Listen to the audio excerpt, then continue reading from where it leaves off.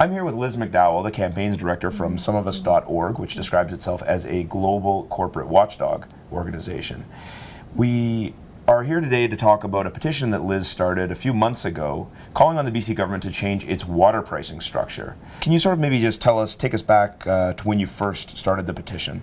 Yeah, absolutely. So we started the petition, as you'd said, back in March, and it was right when the details of the Water Sustainability Act became public, and we realized that the new pricing structure was going to, be basically ridiculously low. And particularly when you're looking at industrial users and the rates that they're paying, and then also you're looking at the cost of funding a really robust water management system in the province, the two didn't really seem to add up.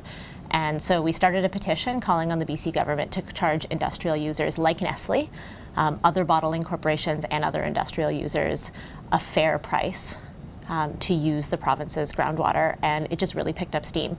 So when we first launched it, about 80,000 people signed on immediately. And then what happened was there was a little bit of a lull. And then in July, when the droughts and all the wildfires in the province were in the news, it picked up force again. And there was a big public outcry. Like it was building momentum because it's an issue that people really care about, that British Columbians really care about. And also something that's really practical and really easy for the government to do as well. And it gained enough momentum that it eventually caught the attention of the people in Victoria. It did, yeah. So Minister Pollack, the Environment Minister, and then Premier Clark both committed to reviewing the rates and really making sure that they did cover the cost of a water management system, and that if they didn't cover the cost of implementing the full Water Sustainability Act, they promised to raise them. We were really hoping that when the government committed to review the rates that they would be doing that straight away, and that they would be looking at whether it was appropriate to come into effect January 1st at $2.25 or higher.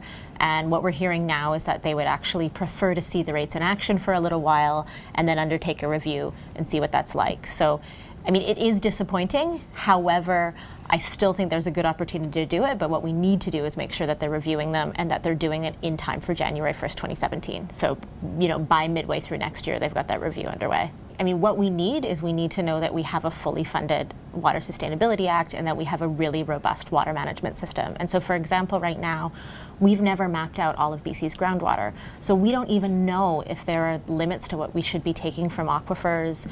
So right now, industrial users can take as much as they want. They don't have to meter it, or they previously haven't had to. And there's no limits to what they can take. And the only way that we can know whether there should be limits and what those should be set at is if we actually map out our groundwater reserves.